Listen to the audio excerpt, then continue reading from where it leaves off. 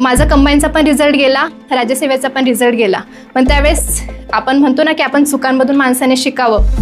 माझी PSIची 2023चं जेव्हा मी प्रिलिम दिली कंबाईनची, तर त्या दिवशी 30 एप्रिलच्या दिवशी माझ्या घरात लग्न होतं. बरोबर 87.5 मार्क्सने कट ऑफ लागला आणि मला 86 मार्क्स आले. असं होतं की कधी कधी परिस्थिती आपल्याला ना रडायला पण टाईम देत नाही.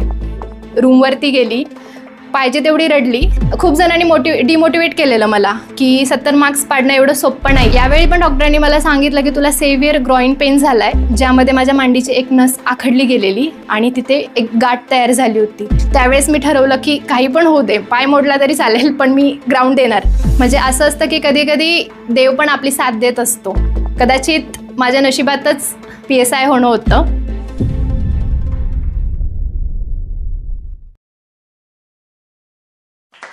असं म्हणतात की आयुष्याच्या शेवटच्या क्षणापर्यंत संघर्ष करत राहा, आपल्या आयुष्याचं पान कधी पण पलटू शकतं. नमस्कार, माझं नाव रवीना शोभा बाळासाहेब डुकरे.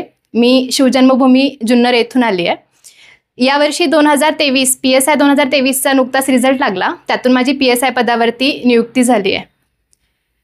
तर माझं लहानपणापासूनची जर्नी सांगायची झाली तर माझा जन्म हा एका जॉईंट फॅमिलीतला. माझं 35 माणसांची फॅमिली आहे, ज्यामध्ये आम्ही 3 पिढ्या एकत्र राहतो. माझ्या आजोबांची पिढी, पप्पांची पिढी आणि आम्हा मुलांची पिढी. पण लहानपणापासून एका सदन घरात जन्म झाला, शिक्षणासाठी कायम फुल सपोर्ट मिळत राहिला. माझे आजोबा जे कारखान्याचे मेंबर होते, त्यांनी लहानपणापासून घरामध्ये एक शिक्षणाचं वातावरण खेळतं ठेवलं. आमच्या घरामध्ये असं होतं की मुली ह्या जास्त शिकल्यात लहानपणापासूनच. आत्ता माझी PSIची जी जर्नी सांगायची झाली तर मी खरं तर MPSC करण्याचा हा डिसिजन जो आहे तो ग्रॅज्युएशन नंतर घेतला. माझं 10वीपर्यंतचं शिक्षण माझ्याच गावात झालं, हायस्कूल महात्मा गांधी विद्यालयामध्ये.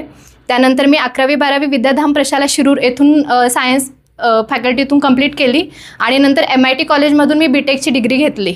ज्यावेळी माझं ग्रॅज्युएशन संपलं आणि त्याचवेळीच लॉकडाऊन पडलं, मी माझ्यासमोर फक्त 2 ऑप्शन्स ठेवलेले. एक तर MS करायचं परदेशात जाऊन, नाहीतर कॉम्पिटिटिव्ह एक्झाम्स द्यायच्या. कॉम्पिटिटिव्ह एक्झाम देण्याचा माझा एक टर्निंग पॉईंट असा ठरला की मी ज्यावेळेस 11वी-12वीत शिकत होती विद्याधाममध्ये, तर त्यावेळेस कॉलेजमध्ये एक ब्युटी प्रोडक्टची ॲड करण्यासाठी एक कंपनीचे काही मेंबर्स आलेले आणि मी पहिल्याच बेंचवर बसलेली. तर त्यांनी अचानक मला एक क्वेश्चन विचारला की मॅडम, तुम्हाला असं नाही वाटत का की मुलींनी सुंदर दिसलं पाहिजे किंवा मेकअप केला पाहिजे? तर त्यावेळेस मी त्यांना उत्तर दिलेलं की मला नाही असं वाटत की मुलींनी सुंदर दिसलं पाहिजे, कारण मला अधिकारी व्हायचं आहे आणि अधिकारी होण्यासाठी सुंदर दिसणं महत्त्वाचं नाही आहे, तर तुमचं कर्तृत्व महत्त्वाचं आहे. ज्यावेळेस ग्रॅज्युएशन कंप्लीट झालं, लॉकडाऊन पडलं आणि मी MPSCचा प्रवास सुरू केला. पण पहिलाच अटेम्प्ट माझा असा झाला की मी राज्यसेवेचा पेपर दिला आणि मी मुलींचा कट ऑफ क्वालिफाय केला. मुलींचं मेरिट लागलं 190 आणि मला मार्क्स होते 197. पण फॉर्म भरताना मी एक मेजर चूक केली की नॉन क्रिमिलेअर ॲड केलं नाही आणि त्यावेळेस महिला आरक्षणासाठी नॉन क्रिमिलेअर हे कंपल्सरी केलं होतं. रिझल्ट आला, सगळ्यांनी सांगितलं की तुझं होणार आहे, तू मेन्सची तयारी कर. मी बाकीचे कंबाईनचे वगैरे अटेम्प्ट हे पूर्ण इग्नोर मारले आणि राज्यसेवा मेन्सची तयारी सुरू केली. राज्यसेवा मेन्सचा जो सिलेबस आहे तो खूप फास्ट होता, त्यामुळे मी जे कॉमन सब्जेक्ट होते मराठी, इंग्लिश आणि लॉ, कायदे जे होते पॉलिटीमधले, ते अभ्यास करायला सुरू केले. आणि राज्यसेवेचा रिझल्ट लागला तर कट ऑफ तर 190 लागला आहे, पण माझं लिस्टमध्ये नाव आलं नाही. तर त्यावेळेस मी सरांना कॉल केला, भोळे सर, युनिक अकॅडमीचे भोळे सरांना मी कॉल केला आणि सरांना सांगितलं की सर असं असं झालं आहे, माझं कट ऑफ तर 190 लागलं आणि मला मार्क्स तर 197 आहेत, पण माझं नाव लिस्टमध्ये नाही आहेत. तर सरांनी सांगितलं की बाळा, तू OMR परत एकदा चेक कर, कार्बन कॉपी, कदाचित मार्क काउंट करण्यात काहीतरी गडबड झाली असेल. तर मी सरांना सांगितलं की नाही सर, असं नाही आहे, मी बरोबर मार्क काउंट केलेत. पण सर म्हटले मग मे बी काहीतरी कुठेतरी इश्यू झाला असेल, आयोगात अशा चुका होत नाहीत. पण त्यावेळेस माझा कंबाईनचा पण रिझल्ट गेला, राज्यसेवेचा पण रिझल्ट गेला. पण त्यावेळेस आपण म्हणतो ना की आपण चुकांमधून माणसाने शिकावं. दुसऱ्या अटेम्प्टपासून मी व्यवस्थित फॉर्म भरला. त्यानंतर मी 2-3 मेन्स दिल्या, फॉरेस्टची मेन्स दिली, ॲग्रिकल्चरच्या मेन्स दिल्या. खरं तर राज्यसेवा MPSC करण्याचा प्रवासच माझा ह्याच्यासाठी झालेला की राज्यसेवाच करायची.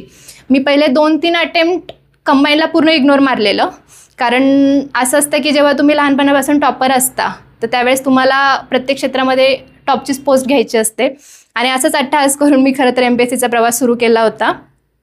पण परिस्थिती माणसाला बदलायला शिकवते. माझी PSIची 2023चं जेव्हा मी प्रिलिम दिली कंबाईनची, तर त्या दिवशी 30 एप्रिलच्या दिवशी माझ्या घरात लग्न होतं माझ्या बहिणीचं. आणि मला खूप जणांनी सांगितलं की मॅडम तू फोकस करत नाहीत कंबाईन, तू कशाला जाते एक्झामला, लग्न एन्जॉय कर, थांब घरी. म्हटलं की नाही, मी फॉर्म भरला, मी जाऊन येते, कदाचित होऊ पण शकतं माझं यातून. आणि मी प्रिलिम दिली त्या दिवशी. सकाळी 1 तासाचा पेपर दिला आणि घरी लग्न अटेंड केलं. त्यानंतर राज्यसेवेचा पेपर दिला आणि यावर्षी मी एक गोष्ट ठरवलेली. आत्तापर्यंत प्रत्येक वेळी असं झालं की मी खूप सारे एक्झाम फोकस केला होता की राज्यसेवा पण द्यायची, सेंट्रलच्या पण एक्झाम्स द्यायच्या आणि प्रत्येक वेळी प्रिलिम तर क्वालिफाय होतोय, पण मेन्सला कुठेतरी आपण कमी पडत होतो, कारण खूप एका वेळी 2 दगडांवरती पाय ठेवत होते. तर यावेळी मी 2023च्या अटेम्प्टला एक फिक्स केलं की मी टेक्निकलमधूनच पोस्ट फोकस करणार, कारण माझं बॅकग्राऊंड जे होतं ते BTech फूड टेक्नॉलॉजीचं होतं आणि यावर्षी फूड सेफ्टी ऑफिसरच्या जागा येणार होत्या.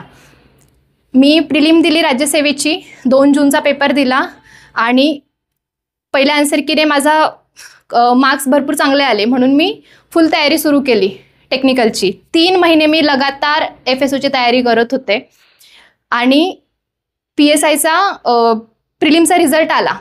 त्यावेळेस माझी मैत्रीण माझ्या शेजारी बसलेली लायब्ररीमध्ये, तिने माझं नाव चेक केलं लिस्टमध्ये आणि मला बोलले की तुझं तर प्रिलिम्सला झालं आहे, आता मेन्स देणार आहेस का? तर तिला मी म्हटलं की नाही, यावेळी मी एकच एक्झाम कुठली पण फोकस करते, तर मी टेक्निकल करते, तर यावर्षी फक्त टेक्निकल देणार मी. पण असं झालं की त्यानंतर आठवड्याभरात राज्यसेवेचा रिझल्ट लागला आणि माझी FSOची प्रिलिम्स उडाली. बरोबर 87.5 मार्क्सने कट ऑफ लागला आणि मला 86 मार्क्स आले आणि 1.5 मार्कने माझी प्रिलिम उडाली. त्या दिवशी मी दिवस काउंट केले. बरोबर त्याच दिवशी 15 सप्टेंबरला आमचा PSIची लिंक ओपन झालेली मेन्सचा फॉर्म भरण्याची. तर मी दिवस काउंट केले, माझ्यासमोर बरोबर 1.5 महिना होता, कारण 5 नोव्हेंबरला PSIची मेन्स होणार होती.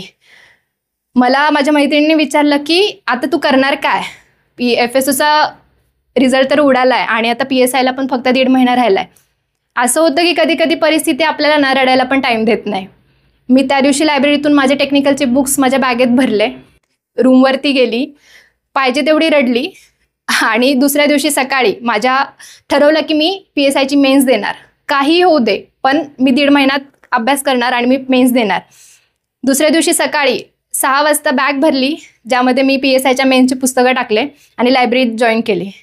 सकाळी 6 ते 11 हा माझा कंटिन्युअस एकही दिवस न चुकता माझा मेन्सचा अभ्यासाचा हा प्रवास झाला आणि मला PSIची मी मेन्स चांगल्या मार्क्सने मला चांगले मार्क्स आले ॲक्च्युली त्या दिवशी मेन्समध्ये फर्स्ट आन्सर कीने. तेव्हा असं झालं की मी ग्राउंड करू की नको, कारण 70 मार्क्सला क्वालिफाईंग केलं यावर्षी आणि खूप जणांनी डिमोटिवेट केलेलं मला की 70 मार्क्स पाडणं एवढं सोपं नाही आहे, 60 मार्क्स घेता येत नाही आहेत मुलींना. 2021-22च्या बॅचला बघितलं की मुलींच्या खूप जागा व्हॅकंट राहिल्यात आणि तू 70 कसे घेणार आहेस? तर मी कुदळे सरांना फोन केला, आपल्या रयतच्या बॅचचे कुदळे सर, त्यांना फोन केला आणि विचारलं की म्हटलं सर माझा मेन्सचा एवढा स्कोर आला, मी ग्राउंड करू का? तर सरांनी मला त्यावेळेस सांगितलं की तू फक्त ग्राउंड क्वालिफाय हो, तू फिक्स PSI होणार आहे. आणि 5 नोव्हेंबरचा पेपर झाल्यानंतर मी 15 दिवस सुट्टी घेतली आणि लगेच 1 डिसेंबरला ग्राउंड सुरू केलं. पण ग्राउंड सुरू केल्यानंतर सगळ्यात पहिली मोठी चूक मी केली की मी कुणाचे गायडन्स न घेता ग्राउंड सुरू केलं आणि पहिल्याच आठवड्यामध्ये लांब उडीची प्रॅक्टिस करताना माझ्या दोन्ही पण पायाला अँकल स्प्रेन झाला. अँकल स्प्रेन झाल्यानंतर डॉक्टरांकडे ट्रीटमेंट घ्यायला गेल्यावरती डॉक्टरांनी सरळ सांगितलं की तुला किमान 1 महिना बेड रेस्ट घ्यावी लागणार आहे, नाहीतर मेजर इंजुरी होईल आणि 6 महिने पूर्ण बेड रेस्ट घ्यावी लागेल आणि तुला ग्राउंड पण करता येणार नाही आणि अभ्यासावरती पण परिणाम होणार आहे. मी सरळ गावी निघून गेली, घरी सांगितलं असं असं झालं आहे. तर त्यावेळेस घरच्यांनी सांगितलं की आता तू ग्राउंड करू नकोस, कारण ग्राउंड खरंच टफ होतं. पण त्यानंतर 2022च्या बॅचचं ग्राउंड झालं, भरपूर उन्हाळा गेला, पावसाळा पण गेला आणि आमचं शेड्यूल पडणार होतं. खरं तर हे शेड्यूल मला एका म्हणजे माझ्याच मित्राने सांगितलं की तुमचं ग्राउंड तर ऑक्टोबरमध्येच पडू शकतं, तर तू प्रॅक्टिस कर.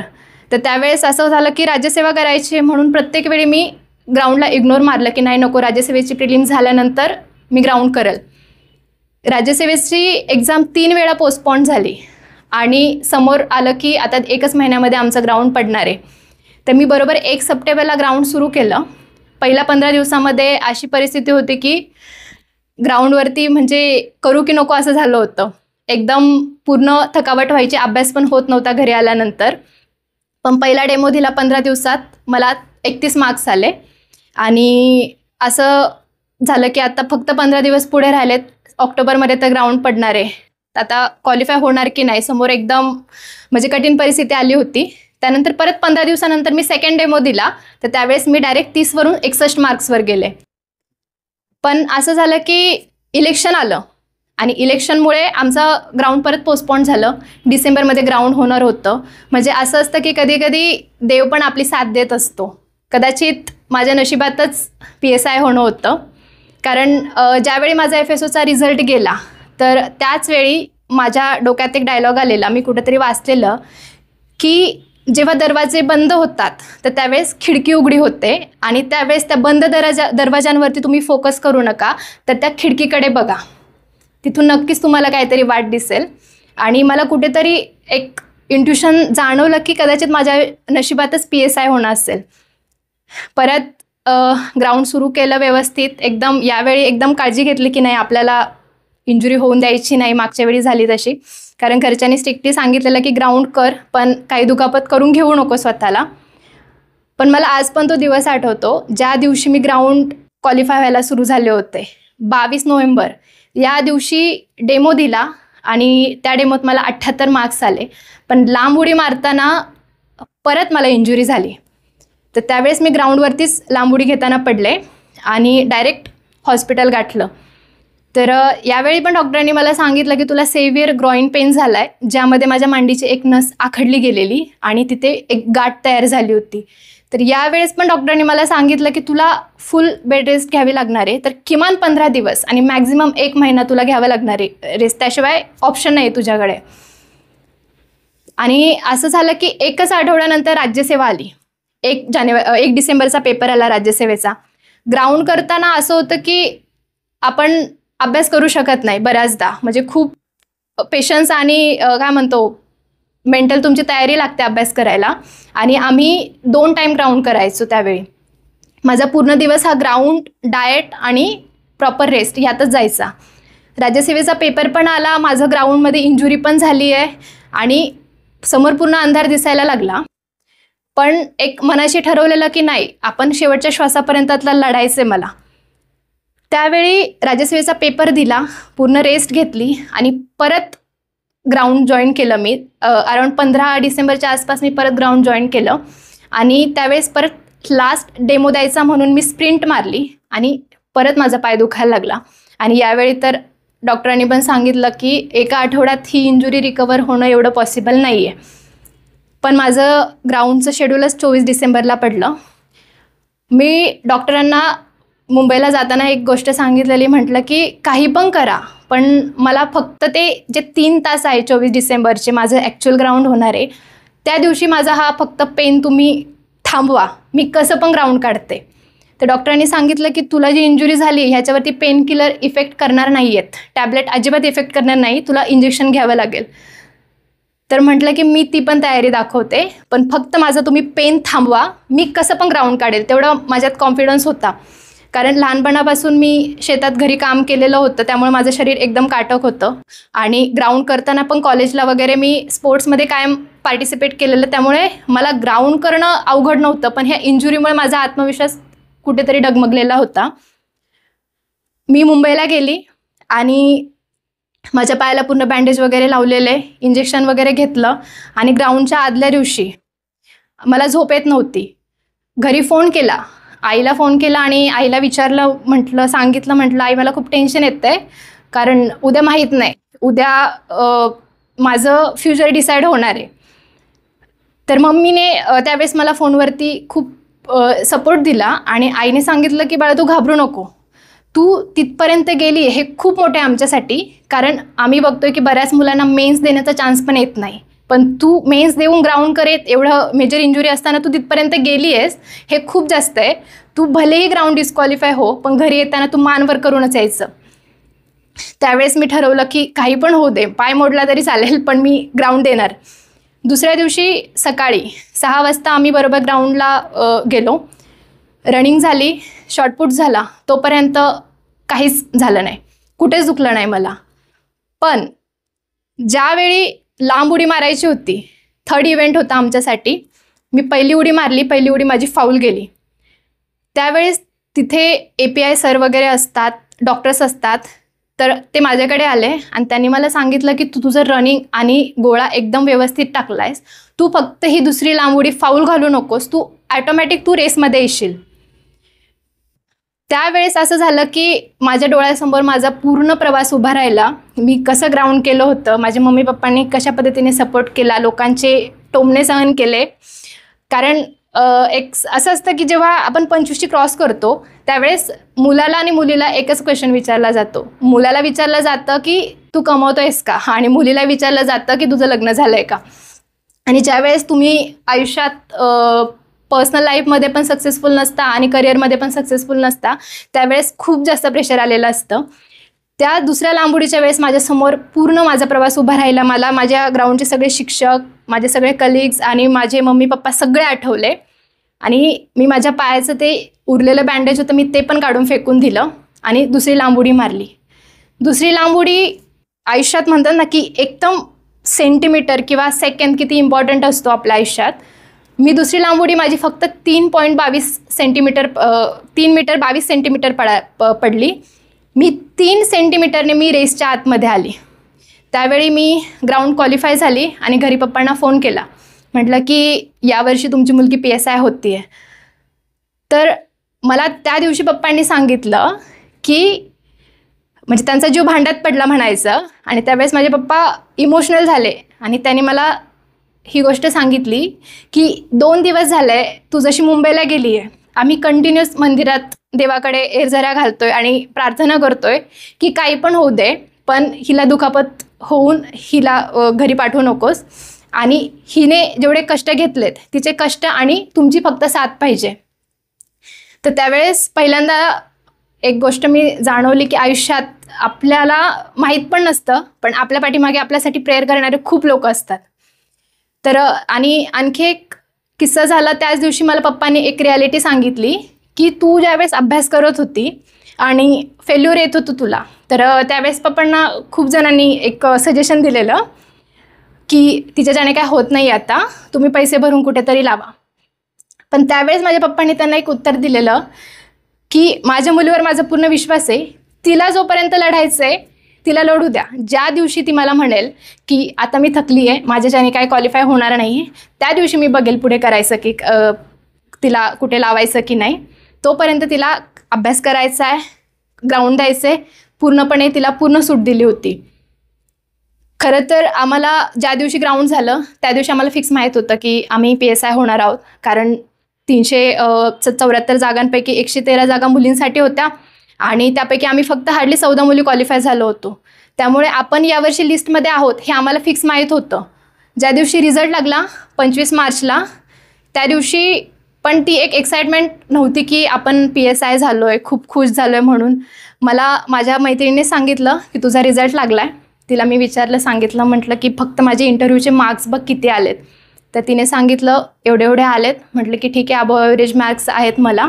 आणि राज्यसेवेची प्रिलिम्स क्वालिफाय झाल्यामुळे मी ठरवलेलं की घरी जायचं नाही सेलिब्रेशन वगैरे करायला, आपण इथेच अभ्यास करायचा. पण घरून कंटिन्युअस फोन यायला लागले की नाही तू घरी आहे. माझ्या सगळ्या शिक्षकांनी पण मला फोन केले की नाही तू ये गावात, आपण तुझं एक स्वागत समारंभ ठेवूयात आणि मुलांसमोर काहीतरी मोटिवेशनल पण ही गोष्ट होईल म्हणून. मी घरी गेली आणि त्या दिवशी माझं एकदम जंगी स्वागत करण्यात आलं, जे मी विचार पण केला नव्हता की असं होईल म्हणून. घरी गेल्यानंतर मम्मी पप्पांनी घरच्या सगळ्यांनी एकदम जंगी स्वागत केलं आणि त्यानंतर माझा गावामध्ये सत्कार समारंभ ठेवला.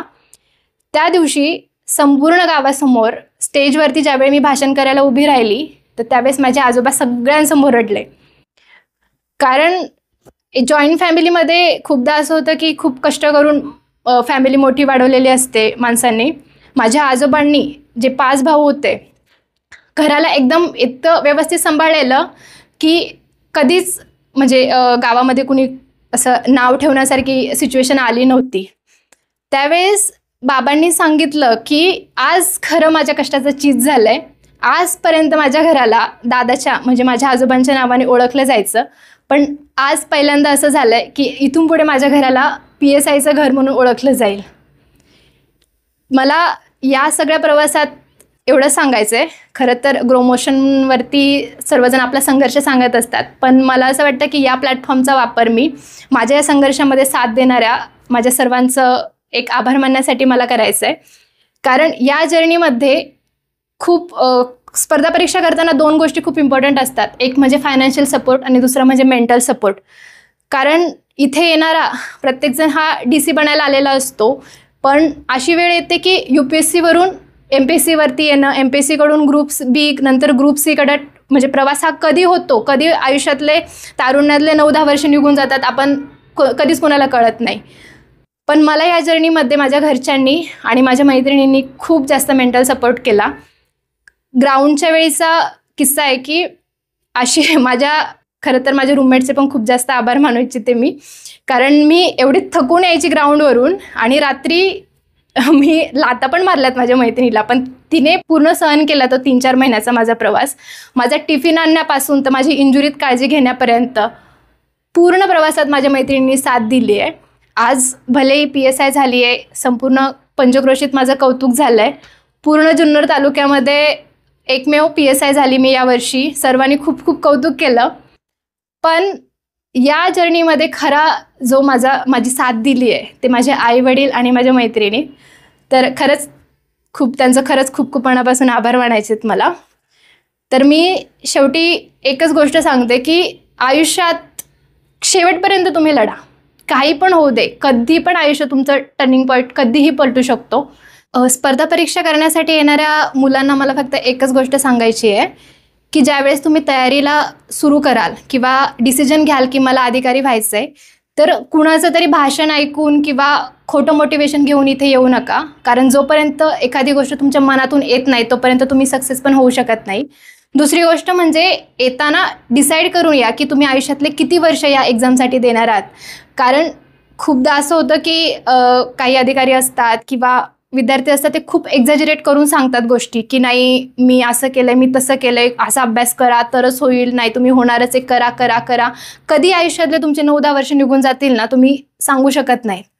त्यामुळे येताना एक डिसाईड करा की 2 वर्ष द्यायचे, 3 वर्ष द्यायचेत, तुम्ही किती प्रिलिम्स क्वालिफाय होताय, मेन्सपर्यंत जाताय का, आणि योग्य वेळी थांबण्याचा पण निर्णय घ्या. कारण हे जग खूप मोठं आहे, खूप सारे क्षेत्र आहे आपल्यासाठी. आपली आवड ओळखा आणि तिथे काम करा. इथे येणारा MPSC करणारा प्रत्येक विद्यार्थी हा DC बनण्यासाठीच आलेला असतो. कारण प्रत्येकाचं स्वप्न असतं की आपल्याला क्लास 1 व्हायचं आहे आणि DCच व्हायचं आहे.